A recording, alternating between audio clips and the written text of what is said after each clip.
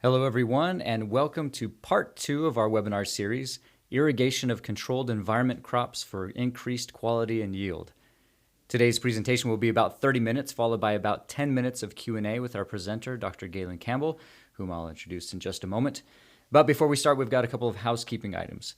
First, we wanted this webinar to be interactive, so we encourage you to submit any and all questions in the questions pane, and we'll be keeping track of these for the Q&A session toward the end. Second, if you want us to go back or repeat something you missed, don't worry, we'll be sending around a recording of the webinar via email within the next 3 to 5 business days. All right, with all of that out of the way, let's get started. Today, we'll hear from Dr. Gaylon Campbell, who will discuss how to measure EC and osmotic stress to optimize crop steering for maximum yield. Dr. Campbell has been a research scientist and engineer at Meter for over 20 years, following nearly 30 years on faculty at Washington State University. His first experience with environmental measurement came in the lab of Sterling Taylor at Utah State University, making water potential measurements to understand plant water status. Dr. Campbell is one of the world's foremost authorities on physical measurements in the soil-plant atmosphere continuum. His book, written with Dr. John Norman on environmental biophysics, provides a critical foundation for anyone interested in understanding the physics of the natural world. He has written 3 books, over 100 refereed journal articles and book chapters, and has several patents. So without further ado, I'll hand it over to Gaylon to get us started. Okay, thank you. And thanks for being with us today for this second installment. The picture on the right, I borrowed from Dr. Bruce Bugbee at Utah State University, shows the 9 environmental variables or parameters that represent the main connections between the plant and its environment.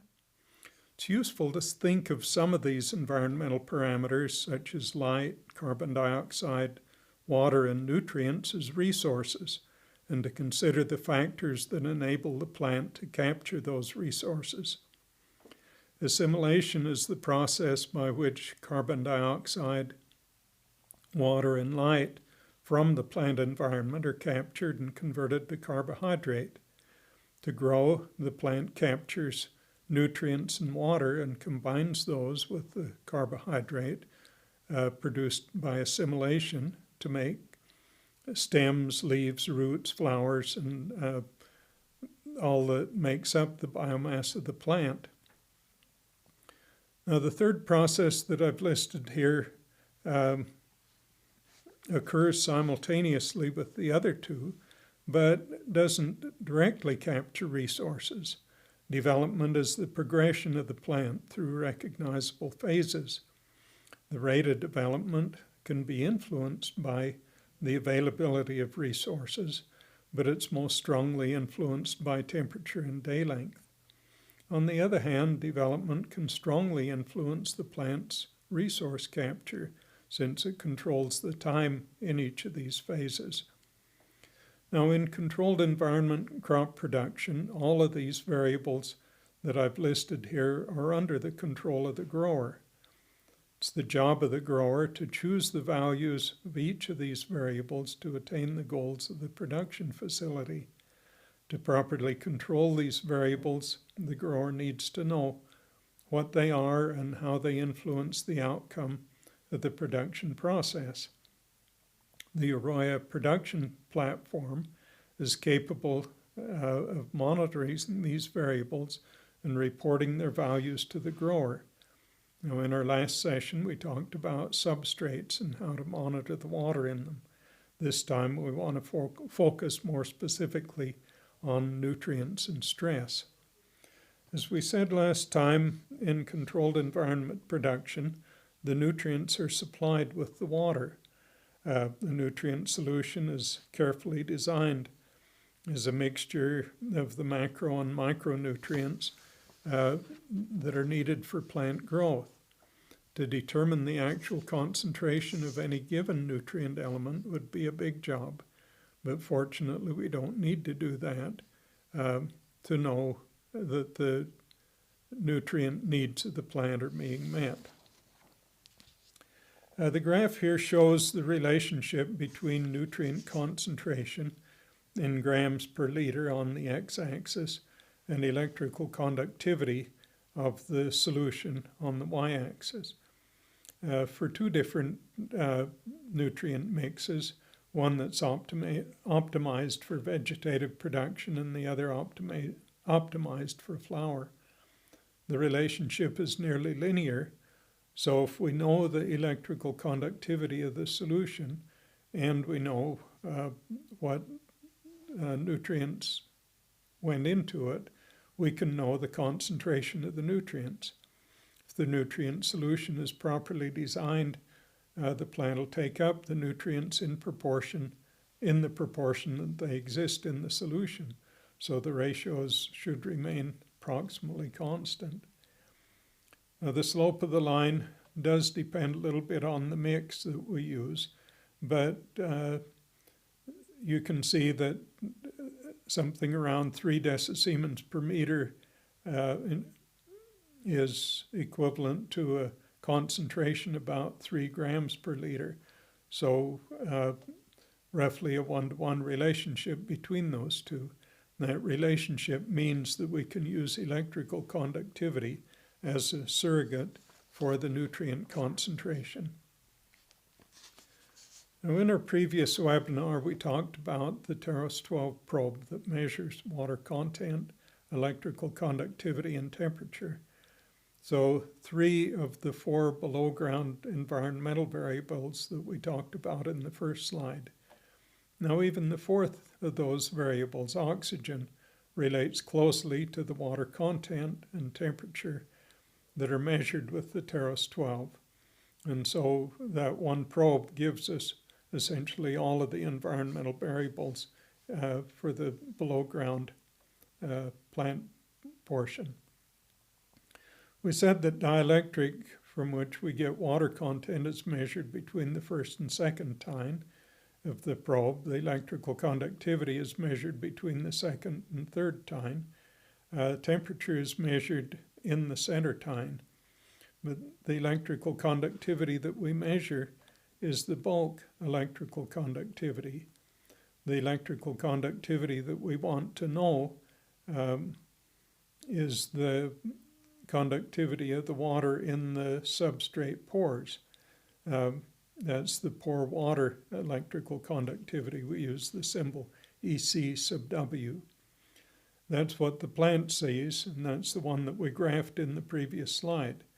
We might ask, why aren't they the same? Now, electrical conductivity is a measure of how well a conductor conducts electricity. Salty water is a conductor. In the left diagram, we have just salt or water with salt in it. Nothing there impedes the flow of electricity, and so the bulk conductivity is the same as the pore water conductivity, or ECW. But if we add soil or substrate particles to the water, like we have in the middle picture, the cross-section for flow of electricity is decreased by the solids in the water, and the length of the flow path is increased, so the conductivity is decreased. Now, in a typical saturated soil, those effects make it so that the bulk electrical conductivity is about 1/3 of the pore water electrical conductivity. In saturated horticultural substrates, there's a lot less solids present, and so that ratio is larger. If if we desaturate the soil or the substrate so that there are air pockets, then the cross-section for flow of electricity is further reduced, and the distance for the electricity to travel further increased. So that ratio of the bulk EC to the pore water EC is further increased. We show a value of 10 here, but in drier soils, of course, it's even much higher than that. Now, the pore water electrical conductivity is always greater than or equal to the bulk electrical conductivity, as we just discussed. This graph shows a typical multiplier to get from bulk electrical conductivity to pore water electrical conductivity. Of course, this relationship will depend on the particular medium that you're working in, but for any given medium it can be found. You can see that for dry substrate or dry soil, that multiplier gets pretty big, and you might also infer also pretty unreliable. If you get below water content, say of about 0.3 or 30%, you're multiplying by numbers like 15 or 20, and so probably you wouldn't count on those numbers very much. They could be fairly unreliable. You'd use this relationship and the water content that you measure with the dielectric to do the conversion from from bulk EC to pore water EC. Once you've done that conversion, then you would found that multiplier, you'd multiply that by the bulk EC to get the pore water EC, and finally you'd apply the temperature correction to it to correct to a standard temperature to get the nutrient concentration. Now, this all looks simple enough, but getting this relationship is not a trivial matter. So one of our strengths at Meter, we have soil physicists on staff who know the theory and can make the measurements to obtain reliable relationships like this for whatever substrate you might be using. Now, both the water and the salt in the soil is dynamic. To make sense of the changes that we see, we need to have some feeling for the processes that change the concentrations of water and salt or nutrients in the substrate. Infiltration occurs when water and nutrients enter the substrate. Redistribution occurs as matrix and gravitational forces move the water and nutrients deeper into the substrate following infiltration. And in both of those cases, the infiltration and redistribution, the salts move with the water. Evaporation occurs when liquid water turns to vapor at the substrate surface. Transpiration is the uptake of water by the plant, transport to the evaporating surfaces of the leaf, and its evaporation to the atmosphere. In both of those cases, the water leaves, but the salts stay behind, leaving the remaining water more concentrated. The final process that I list here is the uptake of nutrients. The plant removes the nutrients from the substrate solution. The nutrients, of course, move to the root surface with the water and are taken up, but nutrient uptake isn't a passive process. There are membranes at the endodermis and the root, and the plant determines which ions are taken up and which are left in solution. Now let's look at some examples of these processes to further illustrate what I'm talking about here. This is a single day's record from Arroyo. The water content for Materas 12 is the blue line shown on the right axis. The pore water electrical conductivity that we calculated the way we explained previously is the red line, and it's shown on the left axis. The yellow spikes are irrigation shots. There are 10 of them. They're spaced about 15 minutes apart, and there were 240 milliliters in each shot.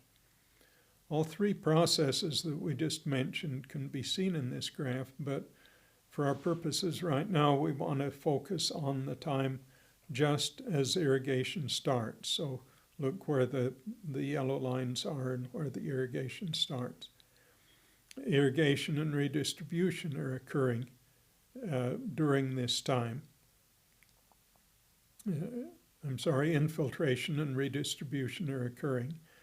And as the water content rapidly increases, at the beginning of irrigation, the electrical conductivity and therefore the nutrient concentration in the substrate also rapidly increase.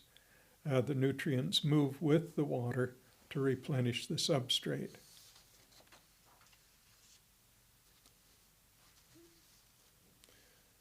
Now the colors and the axes are the same here as in the previous slide. And here we see 2 days. We don't see the irrigations, the yellow lines, they're gone, but you can tell when irrigation is occurring by the water content record, when the water content rapidly increases. The part I want you to notice is the increase in pore water electrical conductivity as the water content is depleted by transpiration. So the electrical conductivity starts at about 9 decisiemens per meter, and by the time it gets to the next irrigation, it's up to almost 20. The water content during that time changed from about 50% down to 30%. Now, if we took half the water out of a substrate and left all of the salt there, the salt concentration would double. And that's what's going on here. The dry down after irrigation we call dryback, and that's the tool that we use to apply controlled stress in controlled environment crops. Now the colors and the axes here again are similar to the previous ones. We're looking at a 24-hour period of time. As before, we've shifted the axis, shifted the irrigation time so that it starts at toward the left-hand side, and you can see a whole day of dry down. The water content decreases rapidly until about the middle of the graph. You can see that, and that's when the lights are on, and then it decreases more slowly for the rest of the day as the lights are off. The electrical conductivity increases rapidly as irrigation is applied and fresh nutrients come in. It stays fairly constant while the lights are on, and then at night it drops more rapidly, presumably from nutrient uptake by the plant. Since both water content and nutrient and electrical conductivity, pore water electrical conductivity are changing, how can we know what's happening to the nutrients in the substrate? Well, it turns out that the measure can be computed from these numbers that we already have that'll tell us what the amount of nutrients is still in the substrate. If we start with go through this dimensional analysis, we start with kilograms of salt per cubic meter of water in the soil. That's proportional to the pore water electrical conductivity. And we multiply that by the water content in cubic meters of water per cubic meter of soil. That comes out to be kilograms of salt per cubic meter of soil. Or in other words, the salt content or nutrient content of the soil. So multiplying water content by pore water EC gives us the amount of nutrients per unit volume of soil. Now I've plotted that quantity here as the gray line. You can easily see now by looking at it that nutrients are added to the substrate when we irrigate, and they're taken up at a more or less constant rate for the rest of the day. Now, this is a pretty powerful tool that can give us some good insights about nutrient uptake.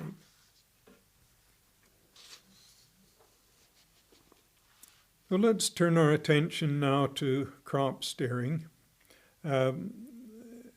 Arroyo publishes a crop steering guide on the internet, and if you look in that, you'll see the following statement. Crop steering is a plant growth management practice that manipulates the environment, light, climate, irrigation, to encourage plants to grow a certain way.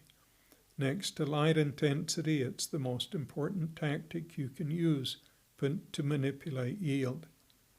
And then they have a couple of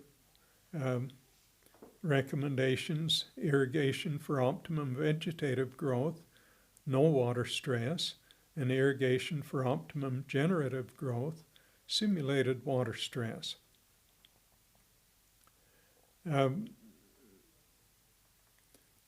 But how do we simulate water stress in a controlled environment? Let's review a couple of points from the last lecture to remind you about measuring water availability to plants.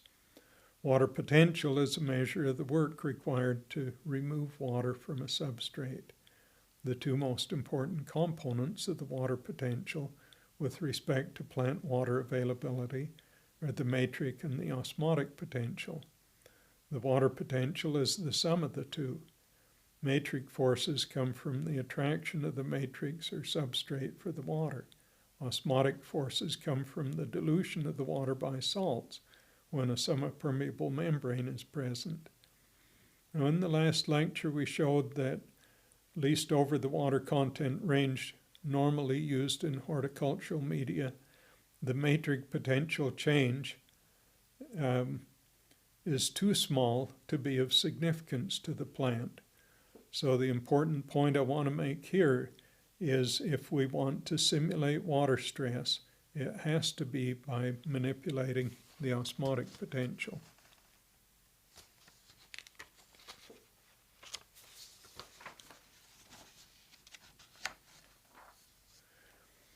Now, we showed earlier that electrical conductivity and salt concentration are linearly related.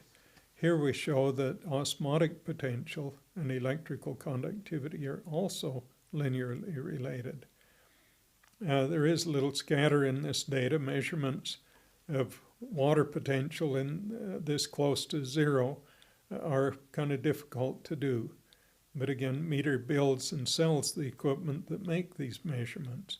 The number for you to remember is minus 40 kilopascals per decisiemens per meter. And that'll be a useful number whenever you want to convert back and forth between electrical conductivity and osmotic potential.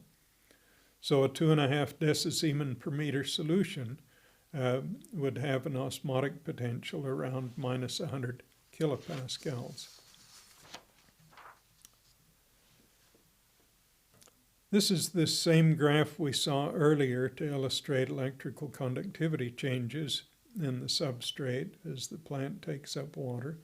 But now the left vertical axis shows osmotic potential rather than electrical conductivity. Osmotic potentials are negative numbers, but it's easier to see what's going on if we show them as positive, so I've just shown the magnitude here. The osmotic potential recovers to around minus 400 kilopascals after irrigation, and then it decreases to around minus 800 kilopascals just before irrigation. Now, what does this mean? There's a lot of literature on the effect of matrix stress on plants growing in soil.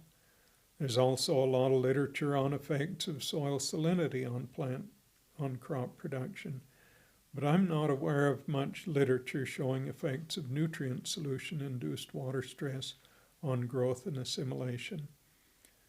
soil nitric potential of minus 100 kilopascals would start to reduce growth in many species, and a soil matrix potential of minus 1,000 kilopascals would stop the growth and would reduce assimilation. The nominal permanent wilting point for soil is minus 1,500 kilopascals. And so this might give some rough ideas of what this range of osmotic potentials would do. I think you can see that the stress during the dryback that we're applying here would be significant. Now, species and even cultivars differ substantially in their response to stress, so I don't think any general guideline is possible. The grower has to determine the appropriate levels by experimentation. It's important, though, that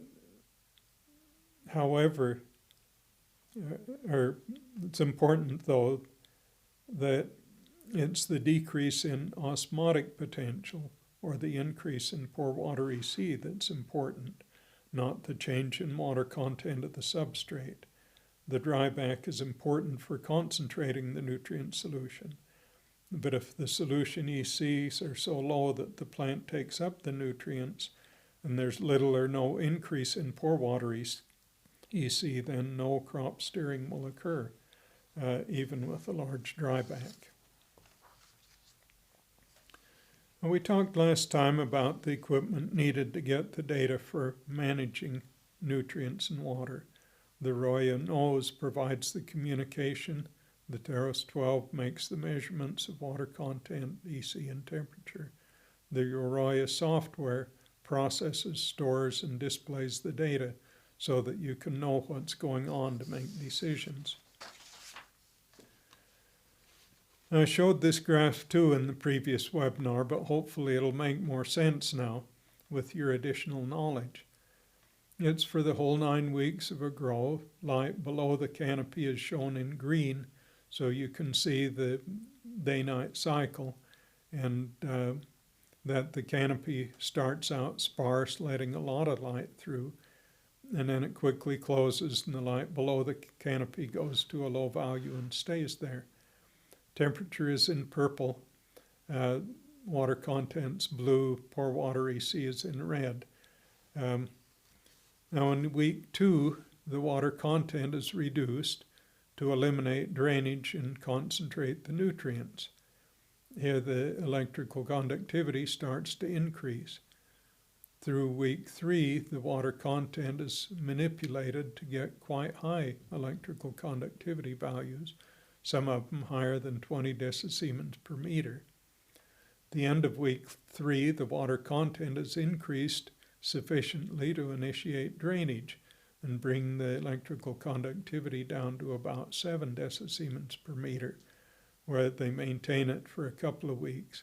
During week 5 and 6, the drainage is increased even more to bring the electrical conductivity down to around 5.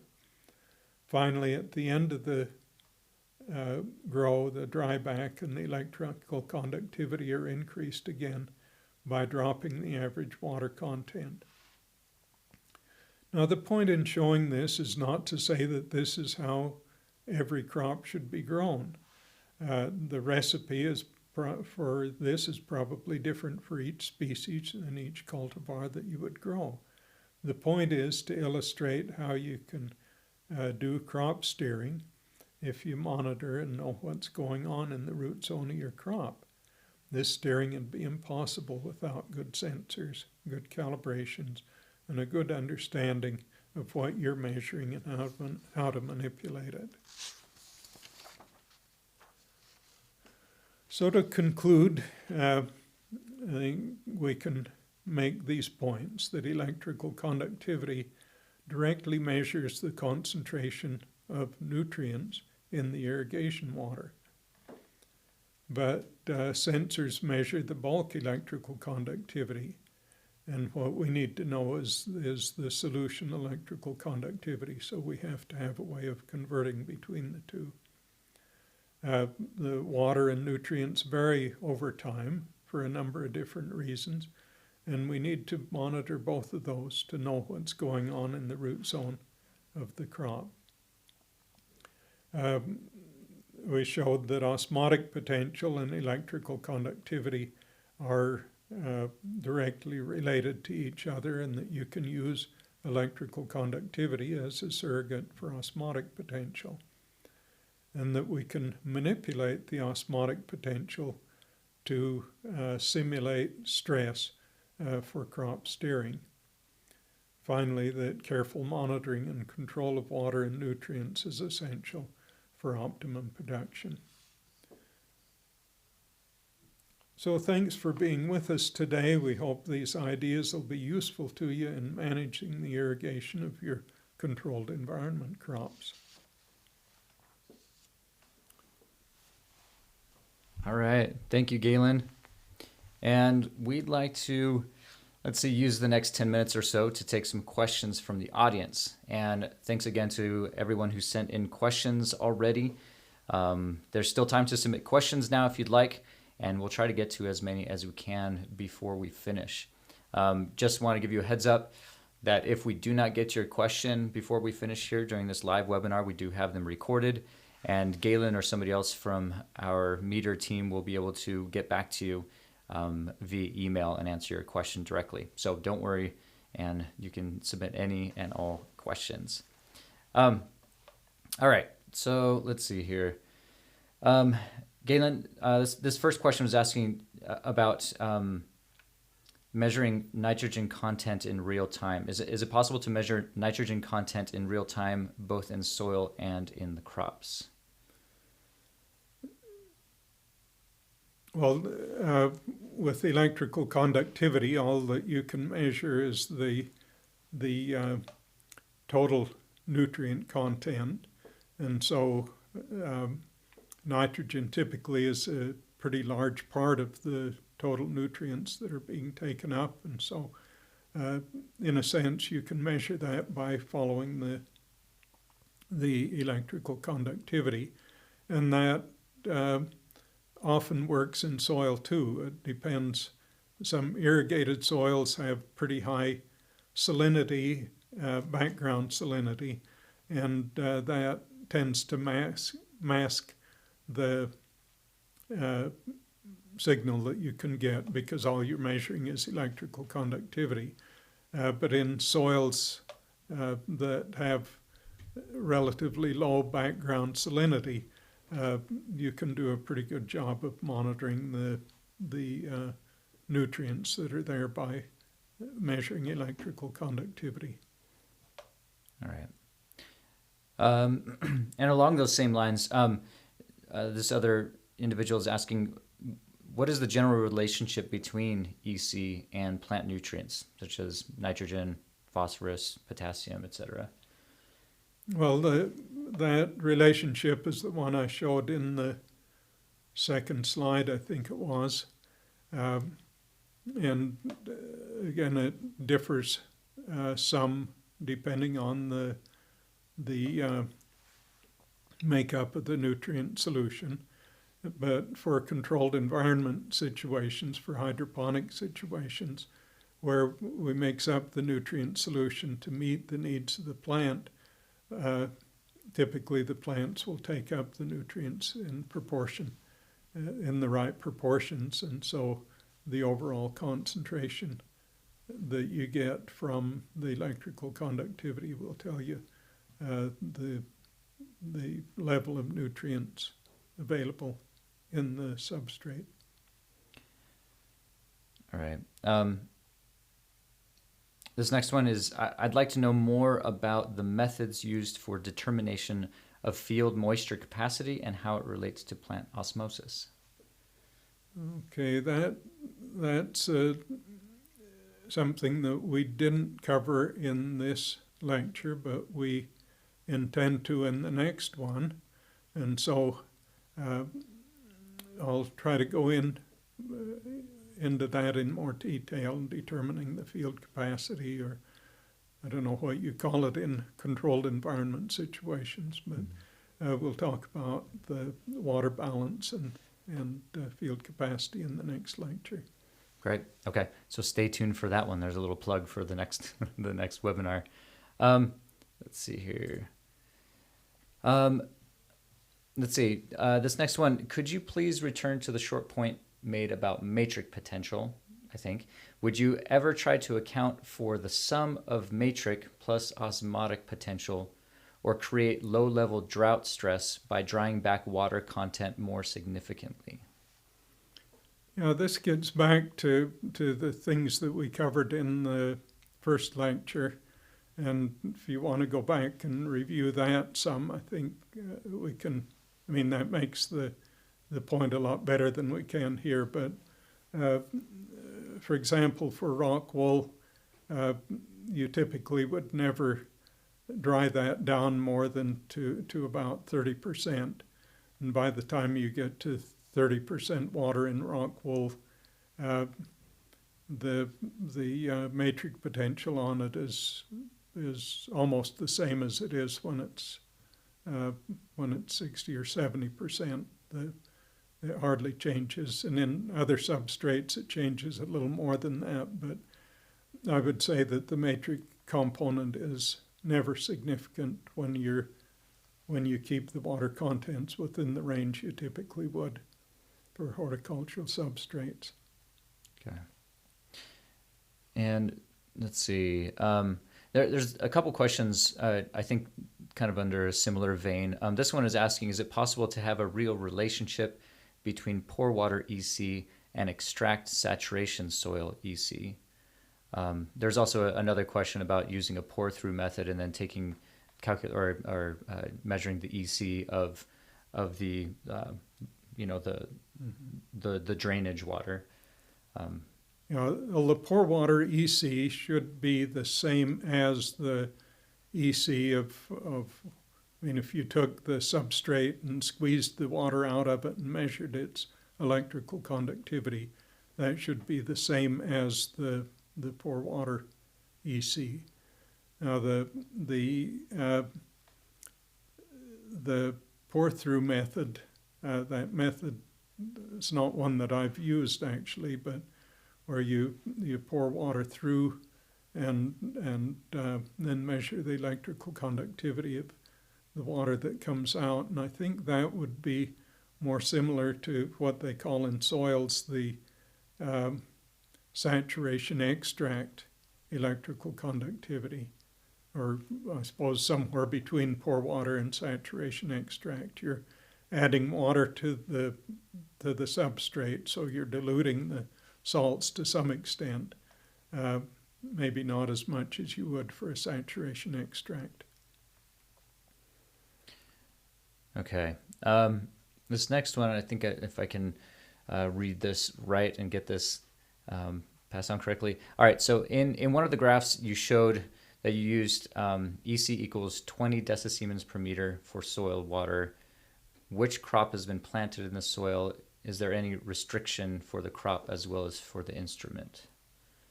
Yeah, the crop was cannabis, and there certainly are restrictions that, I mean, just like with matrix stress on crops, there's a limit to the osmotic stress that a crop can stand. I'm not sure what it is for cannabis. Well, I don't know what it is for any other crop either. I haven't had experience, but and you certainly are right to question whether there's instrument limitations there too. As I mentioned, that multiplier that we use becomes pretty uncertain when you get down to low water contents and up to high electrical conductivities. So there's a lot more uncertainty in that 20 decisiemen number than there would be in a 5 decisiemen or something like that. But it's still a good indication of how stressed the crop is likely to be. All right. And it looks like I think we've got time for one more question. Again, feel free to submit any more questions that you have. We'll get back to you via email. This last question then is along the similar similar lines about using osmotic stress to mimic matrix stress. Is there any concern then that as you're introducing or working with the nutrient level, that you might create salt toxicity or situations where you might actually begin to damage the plant? Certainly. And this is, again, something that the grower would need to work with. And I mean, you have all of the measurements, and then you see the response of the plant. The idea of crop steering is not to kill the plant or even to maim it, but just to give it a signal that it's time to switch over to a different way of partitioning its assimilate, to put it into flowers instead of vegetative growth. And so what you would like to do is to give that signal as benignly as you can without damaging the crop. The point is not to damage the crop, but to give a steering signal. All right. Thank you again, Gaylon. That's going to wrap it up for us today. Thanks for joining us. We hope you enjoyed this discussion as much as we did here.